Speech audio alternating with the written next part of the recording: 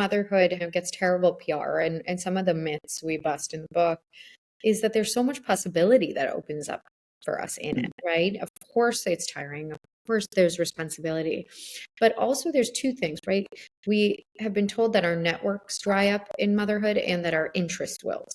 And the reality is, they actually expand in so many new directions, right? And network being one, it's not a network per se, it's your relationships, which is the deepest network. You have this invisible thread of motherhood. You're walking through a stage of life together. You're able to develop these relationships. Your friends that seem like quote unquote just mom friends are actually also really interesting colleagues in this space. Welcome to the podcast where motherhood meets reinvention. I'm your host, Sharon Macey, and this is Mom to More. I'll be speaking with remarkable moms who have embraced the art of transformation, crafting their more by leveraging the skills they hone as stay-at-home moms. They'll share their experiences, struggles, and successes as they return to a former career, pursued a passion or hobby, or charted an entirely new path, giving you the clarity, motivation, and inspiration to help you answer the question, what do you want to do when your kids grow up? Welcome back to a new episode of Mom to More. So there is a powerful shift happening in how we think about motherhood, a long overdue rebranding of what it means to be a stay-at-home mom. More women are embracing family life without abandoning their ambitions, challenging outdated narratives along the way. My guest today, who I am so excited to speak with, is leading that charge. Neha Ruch is the founder of Mother Untitled, the go-to platform for ambitious women choosing to prioritize family while keeping their personal dreams alive. A thought leader, writer, and speaker on parenting, women, work, and identity, Neha launched Mother Untitled in 2017 after a decade in digital and brand strategy and earning her MBA from Stanford. But after the birth of her second child, she made the decision to pause her career and found herself confronting the many, many stereotypes surrounding stay-at-home moms. And yes, we're going to dive into that. Determined to reshape the conversation, Neha is changing the way we view career pauses for caregiving through proprietary research, social media thought leadership, and an extensive community hub. She is redefining what it means to take a career break to raise your kids. And now her debut book, The Power Pause, is igniting a long overdue conversation. Published by Putnam Penguin Random House this past January, it's already making tsunami-sized waves. Neha, thank you so much for being here. Oh, I'm so happy to join you. And that's such a generous introduction. Thank you. Thank you. Well, you have done so many extraordinary things. A couple of things I want to point out. One is big shout out to Mom 2.0, where we met last year, and also at your book launch this past January. But we have to come clean here because a couple of weeks ago, we had a wonderful conversation and I realized I did not press record. So thank you for coming back for take two. So let's dive in. You know, I need to say, Neha, that you are really on the verge of changing the culture and fabric of moms' lives. You are redefining success while dignifying and supporting women who choose to lean into family life, that noble job.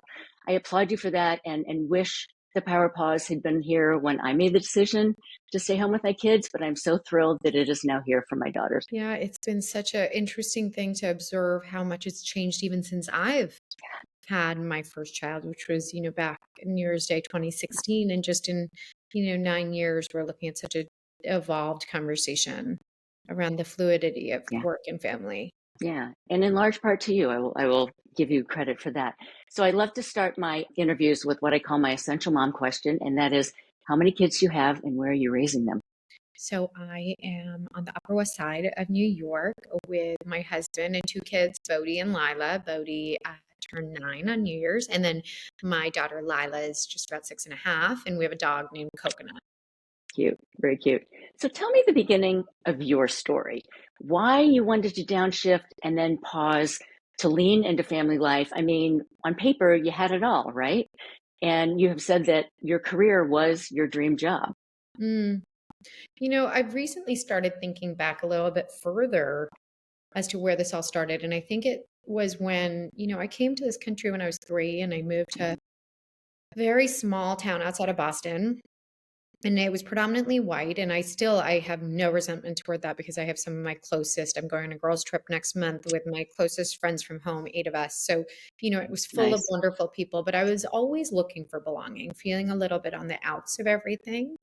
And I ended up taking a year off between high school and college. And I think that was very helpful to just sort of ground. I went back to India and I taught there for a while and just felt very much like if I can step out of this, I can figure out what really matters to me and figure out who I really am with less of the noise and trying to fit.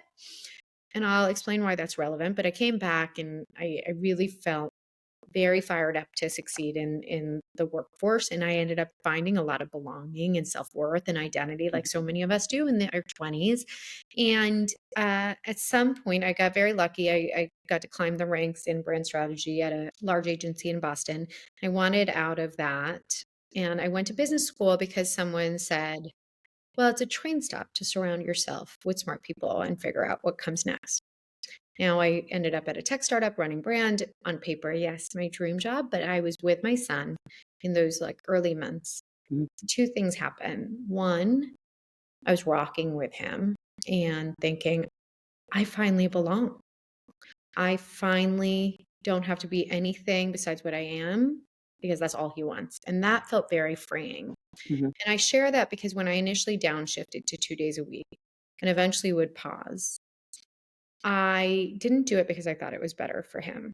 All the data in the world, most recently, Stuart Friedman's research on how careers impact your children show that there are healthy and happy outcomes for children, whether you work in or out of the home. I really chose because I wanted that time with him and I wanted to discover this new version of myself. I eventually paused because what I was finding was, well, first I had another child. And then also, um, That makes it harder. it ended up being like exactly how I described business school, this train stop to surround yourself by smart people, catch your breath, and see what comes next. And other people didn't see it the same way, but that was certainly what I was seeking and seeing in my experience. Right. And I had heard you say somewhere that people were actually questioning the fact that you took that spot at Stanford Business. And I maintain that I firmly believe that Stanford will one day do a case study on you for creating this movement. Yeah. Yeah, I think, so much of it is timing, right? I graduated from business school at the height of the Lean In movement. Sheryl Sandberg's work was really the rallying cry of our graduating class.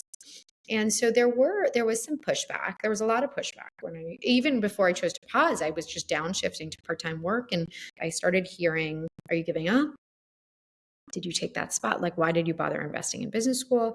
But also, are you just going to be bored all day? And what was ironic was I was actually finding in my day-to-day with my son on the days I was at home, because 2 days I was still out of the home, but on the days I was at home, I found myself more creatively inspired. I found myself more interested in how does this little brain work? How do I make the trains run on time here? And I felt like I was learning. I was curious again, and that felt exciting to me. It wasn't all easy or blissful, but I felt like I was learning. And I felt also like I was meeting these incredible women on playgrounds and play spaces that were sort of mirroring that back to me, right? They had also clocked in a decade in their career. They also had equitable partners, so they weren't planning on like serving them cocktails at the end of the day. They also had access to the same digital tools and technologies and were thinking about taking classes or considering freelance or just generally saying, I trust that I can find my way back in. But they were all on the other side of the same unwelcome commentary. So I That's unreal. realized, where was that coming from? And it was that we were in the wake of the girl boss movement and the lean in era, we had counted out anyone choosing to take their foot off the gas with a decades old caricature of a stay-at-home mother. Yeah. And we're going to get into that. I want to jump back to what you just said, because that is a perfect segue into talking about mom skills. You just talked about creativity and finding out more about you. And I love that because both you and I know that this pause, this important time of leaning into family life and doing what the hardest job on the planet for sure, is a not so secret time for robust skill building and growth, not regression, even though sometimes, it feels like that. So let's discuss your realization of your unique skill set and those that you have been fine tuning as you're a mom. One of the disservices we've done to parenthood is we've dumbed it down to diapers and laundry. When you and I both know, and your kids are older than mine, but even at 9 and 6, I've, with sort of a decade of parenting under, you watch them in every stage. You're shifting with them. You're trying to understand their needs. You're observing something change. Then you're going online and you're Googling it. You're figuring out scaffolding and resources. Or if this really is something that it needs a resource, you're studying nutrition to try and figure out if that's something you value in your family. You are building, texting and communicating with this like web of human beings in your neighborhood and in your school to build a like-minded community around your family. In the case of diagnoses that will often crop up, you're doing advocacy, research, planning, and that's just over and above the day-to-day management and the prioritization that goes into that, the empathy that goes into that, the communication. I'm by nature a long-winded person, and children really challenge you to dumb it down, in the best of ways. It's like, make it short, Mom, make it short. Yeah. Right. And I think similarly, Harvard Business Review, I mentioned them before, but did this great audit on the leadership skills that are most valued in the workplace, and they happen to coincide with the leadership skills most gained in parenthood.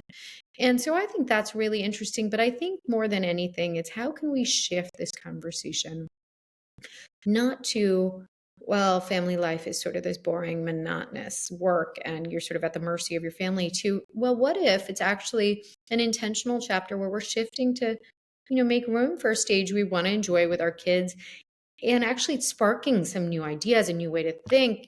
We're challenging ourselves in new ways. And oftentimes we're also exploring outside of that and on top of that. And I think that's where, if we shift the conversation to the more awe-inspiring work of parenthood. Yeah. And there is so much awe-inspiring work of parenthood. I love how you said that. That was really beautiful. Thank you for that. I'm curious, how do you think COVID played into the concept of the power pause? Do you think it accelerated it? How did it affect? So I started this work in 2017. And in large part because two things were happening. I was looking around and you were seeing this crescendo effect around sort of second wave feminism, right? Women in the workforce, like one track, one sort of version of success. And there was no content for women in career pauses. But then the other thing that was interesting to me was we were starting to see data. Pew Research in 2012 had done this research around women of our generation having children, and for the first time wanting to identify with motherhood. And so that was interesting because you found this sort of clash for the first time: identify with motherhood and identify with career. And something didn't feel sustainable, like something was going to have to give. And I was meeting anecdotally so many women who were feeling through that tension and just wanting more options. And so I think the seeds were there, and then the pandemic happened. And what it did was it squashed everyone together, and no one had to ask again, like, how much work can family life be? Because everyone was sort of there watching it on our screens. Right. And it also... Now, Dad saw it too in the pandemic. Yes. Dad saw it too. Yes. Or your partner saw it too. Right. And I think, when families had to face that, and then they, we're also seeing flexible work as an option. Now they started thinking, well, what are the other options? Because I want to be, some of them were like, I need to be home. I need more time with my kids. Suddenly they said, well, this is what I've been missing. I want to be more with my kids. And some said, well, this isn't sustainable. What about this flexible work option? Or, by the way, like, how am I supposed to go back to the office when childcare is in crisis? So a lot of things sort of came to a head. And I always say, I'd written this book outline in 2018 because I was looking around and there were these great titles around parenting and great titles about thriving in the workforce, but it sort of left behind anyone wanting to grow alongside family life. And I'd written it, it would have never gotten the receival it did by the publishing houses or the reception from the audience if it had been any sooner, right? I came out of the pandemic and the kids aged into school, and I think culture was ready for a reexamination. Yeah. And also the pandemic really shifted the norms, right? This whole work from home. I mean, I know several people, many people, who are still only working, 3 days a week. Sometimes they're working 5 days a week, but it's 3 days in the office, 2 days at home, remote. So I think it was a powerful and a necessary shift change. Hey, we are going to take a quick break. And when we return, we are going to dive into your new book, The Power Pause. Be right back. And now a quick word from my sponsor, Ally Shoes. I gotta tell you, these are some of the most comfortable shoes I have ever worn. They're designed by women, for women, like finally, right? And engineered with perfectly placed padding, so I can literally wear these all day. And I cannot say that for other brands I've worn. And I'm not the only one giving positive reviews. InStyle, Business Insider, and CNN are all saying the same thing.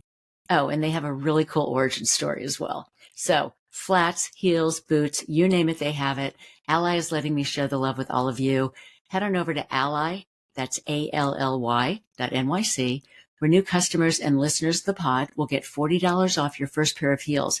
All their heels, like Classic, Kitten, Bold Block, Sexy Slingbacks, with special code MOMTOMORE40, and 10% off your first pair of boots and flats, so 10% off of each, with special code MOMTOMORE10.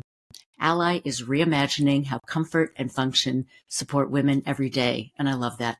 Thanks to Ally for sponsoring this episode. Welcome back. All right, Neha, the power pause. For anyone who is watching this on YouTube, right here, I have earmarked so many things because there's so much extraordinary wisdom and knowledge and just mom stuff that I really loved absorbing. So thank you for that. It is, to me, a holistic masterclass in all things one needs to consider when thinking about prepping for and actually living this pause. So congratulations for that, because it's truly extraordinary. Let's just sort of rewind a little to the traditional 1950, 70 tropes that really do not apply to modern motherhood, but yet they still exist. How do moms move past this?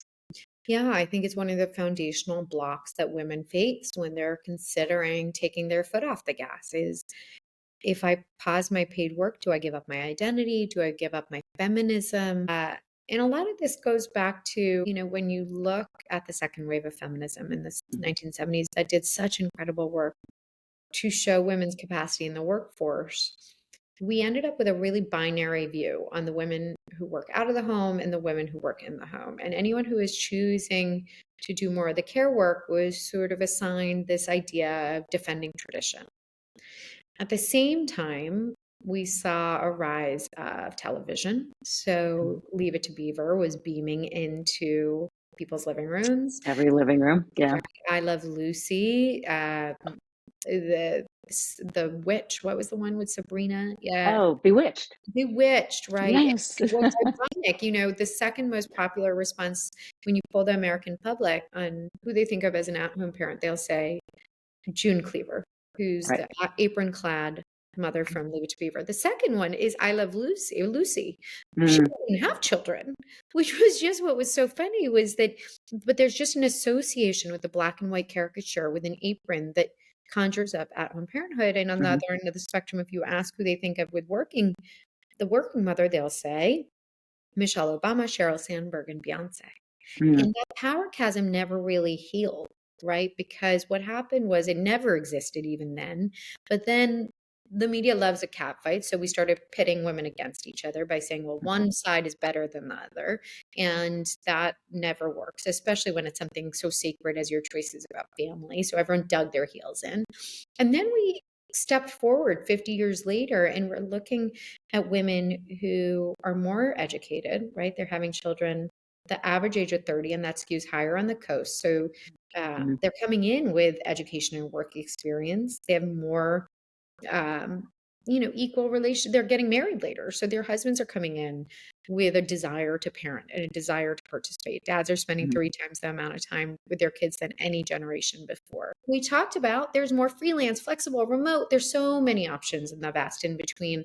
So I encourage people to say, I'm sitting at a really tremendous moment in time, right? I've done a lot and we are paving new ways to think about work and family, and that archaic notion does not apply to this. So true. And so that takes me into your chapter 4, Mm. which talks about redefining success. And your new narrative, which is so spot on, means focusing in the areas of what is the greatest value to me. Like I get to determine that, and not society, like what matters to me and my family. And also that this is your time as well, and that we are evolving into the person that we will be. Yeah. I give women this advice oftentimes when they leave their professional life for a moment. I'll say, your career pause is not a life pause. You're still growing. And I think the foundational shift that the power pause presents is in chapter 4. It's once you make the decision, right? You've rethought your ambition, your feminism, your financial conversations, you've resigned. Now, when you're getting your fitting, the first thing you need to know is that for a long time, you were walking in one path, a path that was dictated, right? Success meant you were going to get this many clients or get through this, season, and you were going to get a promotion or a salary raise. And now that's not going to happen. So one of the traps that quickly happens and that we've been fed is, well, then our success lies in our children's behavior, how clean our house is. And the reality is, like, that's a surefire way to feel like a It's failure is, unattainable. Yeah. right? Yeah. And also to feel stuck. And oftentimes when women say, I just feel stuck, Mhm. or like in one place, it's because they don't have goals of their own. And so I encourage women, when you are taking this shift away from paid work to shift time and energy toward family life, hold a little space to know that, yes, you are raising them, but you're raising yourself too alongside them. This is your time too. And I think goals, you could sound often contrived, but they don't have to be big. They don't have to be huge. They just have to be little metrics of success that are unique to you, that make you feel like you're moving forward. Right. So I often offer, if you do nothing else, if you don't get the book, write in great detail where you want to be in 5 years, who you want to be spending time with, what you want to be spending time on, how you feel in your mind, how you feel in your body, what your home feels like, right? Like every detail. And it's not to say you're going to become that person tomorrow. It's to say that what it'll often do is reveal the most authentic measures of success to you, right? I use the example of, if you have 3 buckets of goals: personal, professional, and family. For a chapter, especially when I had little kids, my personal goal was reactivity. Work at that. My future self was very calm, but all I could do is 1 podcast a week about that topic, about, Okay. emotion in women. On a professional level, I wanted to write again. And so I started a Squarespace site, and I wrote about a topic I cared about 3 times a week: work and family. And those were the seeds that obviously 9 years later led to here. And on a family perspective, I just wanted a silly household. That's what I had envisioned. And I love so, that. for me, that was, I'm going to have a dance party every single Monday. So it was small little things in that season. And then you can reevaluate and recalibrate as your time expands, but you're moving yourself forward. Right. We would have those dance parties on the couch to Shania Twain. Oh, the So, best. The best. and my kids love her music now because we played it for them then. So she is multi-generational in her music for that reason, She is. because the parents would play it for the kids. Yeah. Another one of my favorite parts of the book is when you talk about giving yourself a title, because, we live in a culture where it's all about, so what do you do? And I wish I had the title that I've created now for back then. Because when I was asked, like, people would say to me, well, what do you do, at a dinner party? And I would say, oh, I'm just home raising the kids. What I should have been saying is, I now have the privilege of raising the next generation of humans. What are you doing? Mm-hmm. Yeah, what you do is sort of this like universal stumbling block. And I think a lot of women sort of fear and might even hold themselves back from taking a positive shift because they fear stepping away from something that's represented so much about who they are and their place in the room. And I can say I had the same thing, right? What you do, if it stands in for who are you, then you have a 5, pithy words and you've described yourself. I run brand at a tech startup. It like immediately conveys leadership, creativity, ahead of the curveness.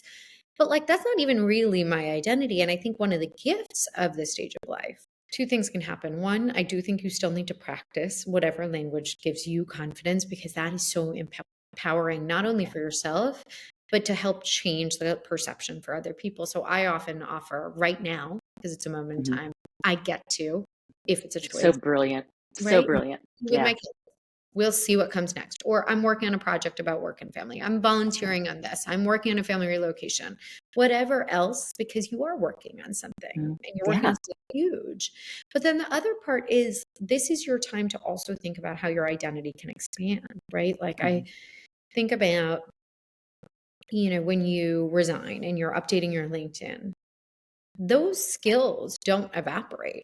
If you are a brand marketer, you can still write in your headline 10-year brand marketer, aspiring podcast host, and mother, right? Like you can talk about what you've done, what you're going to give yourself room to play with, volunteerism. That headline belongs to you. It can speak to whatever you're sort of working on and creating. And it's also just important to remember that yes, that doesn't disappear. And also you're going to discover new interests and ways to participate in the world if you're sort of conscious and intentional about that, and the environment's available to you. The volunteers in every school, the ability to Amazing. advise your partner, by the way, like if they're running their business, they're oftentimes you're a thought partner in that. Advocacy that we do in sort of formal and informal settings. And so I think this is a really rich time to explore, but it takes knowing that you are going to get to add another layer to that identity. You're not giving it up. Right, which is so fabulous. And you mentioned LinkedIn, and I struggled with this when I took my pause, but in my LinkedIn profile, I have as like a segment my stay-at-home mom years. And I listed all the things I did, all the money I raised, the nonprofits that I worked for, and I believe very strongly that when you take that pause, all the things you do, because there is so much that absolutely belongs on your resume. Yeah, it's the last chapter of the book is about returning, if and when you feel ready to. And I encourage people to take the mindset of a career portfolio. That was a concept introduced by April Rinne, who is the author of Flux. And the concept of a career portfolio is just so much more expansive. It leaves room not only for all the traditional experiences, but your non-traditional experiences. Right. So I always think about this one woman. She lived down in North Carolina. And one of the exercises I encourage people to do is keep a notes app open, a Google Doc open of all the ways, not just of your goals, but all the little things along the way that are lighting you up, that are piquing your interest. So it might be a podcast you're listening to, it might be an article you read, or a time that you helped your partner or a friend and you felt proud of that. And this woman, in her long list that she ended up reviewing a year later, had one of her bullets was that she'd helped reorganize the bus route because her kids weren't getting picked up efficiently to school. Two things happened. One, that sort of serious self-study, which is how I think about it, right? This allowing yourself space to really think about yourself allowed her to key in on, wow, I really love project management. Like that gave me a lot of energy and I felt like in flow, because it turns out like those are some skills that I have developed in parenthood and I applied them here. The other thing that happened was then when she went to build out her resume, she put in, career sabbatical for family life. And then her sub bullet under said, implemented highly technical infrastructure change to local organization, right? The seemingly benign, like seemingly simple tasks that so many mothers would do because we are the ultimate problem solvers and we do it in our sleep like all day long, but it held gravitas. And oftentimes it's repackaging because, I'll tell you, just like no one's going to answer what you do for you. You have to practice it. Similarly, when you're returning, a lot of this is about assembling a set, being conscious of those sets of experiences and crafting that story. And that's a lot of what the book is language and guidance as to how to do that. Right. And it's also for older women as well. So, I spent almost 20 years home with my kids. So re-entered at a later stage than other women might. And having that language is so important, and having that, I hate to call it an elevator pitch, but just having that sentence, having that language, and knowing all the things that you have done over the years and how important they were and how they impacted other people and raised organizations and lifted others up while you were doing that. I think that's so important to put into a resume and own it. Yeah. That's so important for that. I wanted to ask you now, other than the fact that, okay, you launched the book in January and it immediately caught fire, which is so fabulous. Has anything else surprised you about this journey or your unique pause? It's a great question. I think what has surprised me is over and over again, I think the biggest issue we run into is around health Mm, in this country. I think it continues to be a very heavy topic. And I'll tell you why. And I address it in chapter 6. It's sort of in the middle section around getting your mhm. footing. 1 in 3 at-home parents don't have a lick of help, including family assistance. So they are working Right. 24/7 without breaks, even on tour. And that data was conducted, we commissioned a survey called the American Mothers on Pause survey. So it was according to census data. So I wondered if I would get a different sort of pulse when I was in the rooms on tour. And I heard the same. There's there's sort of 3 blocks. One is financial, but there's a lot of creative and sometimes even free childcare options, right? Yeah. But Yeah. so one is financial, then it's trust, right? Like a little bit of nervousness. And then the big one is guilt. And we have done I think it goes back to sort of undervaluing care. We've made it seem not worthy of support. And we've also deemed stay at home motherhood specifically as a luxury. So women have really, I heard it over and over, have really internalized that. When in Mhm. reality, so many of these women, 1 in 3, pause because of the cost of childcare, Right. right? So it's not to say that it's not a privilege to get to choose whether you're working out of the home or in the home, but it's a privilege. It's not a luxury. There's nothing luxurious about it, and everyone deserves support if they have access to it. And Mhm. yet we penalize women when they're really honest about the amount of support they have, right? And Right. so we're in this funny catch-22. We see a lot of images on social media about how people care for their families, but the nannies or the food prep people or the housekeepers or the laundry service, it's all missing. Mhm. And that's a funny one. Like I can't I in the book I really decode that for myself. Mhm. That because I had that flawed belief that I didn't deserve help. But it's wild to me how much of an ongoing issue it continues to be. And I dealt with that as well, Yeah, 25 years ago. Because I remember thinking, oh, how tough could one baby be? Oh my gosh, was I wrong? yeah. And it's a second, you need to have that. You need that girl time. You Mm, need that friend time. You need that time when you can just turn your brain off. You need to be able to go get a manicure and just, you need that. So we have the energy to keep doing what we're doing because it's a 24/7 job. And so and whether it's a friend who comes over so you can take a shower, or it's another friend who's like, I'll take the kids on this night, you go out with your friends. There's ways to make it happen. And it is so, so important. So important. I mhm. wanted to ask you on Mom to More, we are all about reinvention and next chapters. So talk a little about how moms can use their pause as a launch pad for their next phase of fabulousness. Oh, And because I know women are used, doesn't matter how old you are, if you're in your 40s or in your 60s, we have that, we have that time at home as an extraordinary foundation. yes, yes. And I think motherhood, gets terrible PR, and some of the myths we bust in the book is that there's so much possibility that opens up for us in it, right? Of course, it's tiring. Of course, there's responsibility. But also, there's 2 things, right? We have been told that our networks dry up in motherhood and that our interest will. And the reality is, they actually expand in so many new Mm, directions, right? And network being one, it's not a network per se, it's your relationships, which is the deepest network. Because if you meet someone, you have this invisible thread of motherhood. You're sure. walking through the stage of life together. And so there's an easy layup of small talk, like what school do your kids go to? What pediatrician? What playground?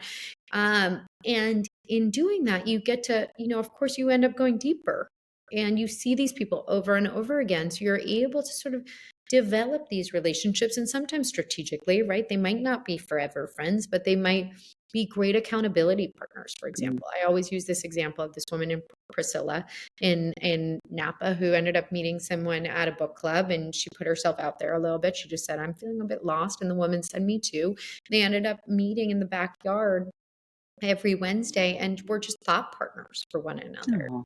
I had another woman, Jacqueline, who, she was pivoting out of education, and they were sitting on the swim meet sidelines, and the woman next to her was talking about starting essentially like a summer camp for kids, but a little bit more casual. And she said, I'd love to help with that, right? These opportunities, when you stay open to them, are there. And your friends that, seem like quote unquote just mom friends are actually also really interesting colleagues in this space and thought partners. And Absolutely. is the person that helps you back to the paid workforce if you want to go. And then similarly around creative exploration, we have so many new environments available to us, and also so many more things that we can sort of test and learn. You've already checked your ego, you've already paused your paid work. There was a woman in the Bay Area who sort of strategically volunteered in a different role every year to just sort of discover what was really interesting to her. So, I think so many of these things have been written off. There's a way to sort of unlock a lot more possibility in it. That is some beautiful advice. Thank you for that. Oh, Neha, our time is drawing to a close. I could talk to you all day, but I have a question that I ask all of my amazing moms that I have the privilege of interviewing. And that is, since this is the Mom to More podcast, Neha Ruch, what is your more? I want to continue to do and see more of this work out into the world, but I want to do it in a way that has more school pickups, more time for health and fitness. My body definitely feels like it needs it. I don't think that I will be taking a full pause anytime soon, but I do think I'm lucky to be able to exist in that vast gray area between stay at home and working, and dial up and dial down. That's a gift. And your future will be however you manifest it, and wherever the power pause in this whole movement that you have is going to be taking you forward. So I love that. So please tell our listeners where they can find you online, where they can find the book. And folks, everything is going to be in the show notes. Amazing. You can follow me at Mother Untitled on Instagram. You can subscribe on motheruntitled.com. And we have so many free resources over there, from a flex jobs board to a toolkit to experts. So definitely take a look there before you buy the book. But if you choose to buy the book, you can get it wherever books are sold. The book is phenomenal. I would highly recommend it because it's inspiring not only for women who are entering into that pause, but even for women who have spent a period of time as a stay-at-home mom and are now re-entering, because there's just valuable information all through it. Neha, thank you for take two. Thank you for doing this again. I'm so thrilled we got to chat. I'm so grateful for you, your work, who you are, what you're doing, what you represent for moms, and the future of motherhood. I appreciate it. I'd like to read another 5-star review from H. Garcia. And she wrote, "Love this podcast. As a mom that wonders what her next steps will be, this podcast is exactly what I need. The guests are inspirational and motivating. Sharon really connects the dots for us moms." Well, thank you, H. Garcia. Appreciate the kind words. And if y'all keep writing those 5-star reviews, I'll keep reading them. Before I sign off, a quick favor. Following the Mom to More pod means you'll never miss an episode, and it really helps the show to grow. And if you'd be willing to leave a 5-star rating and review and share an episode with another mom, I'd be super grateful and appreciate your support.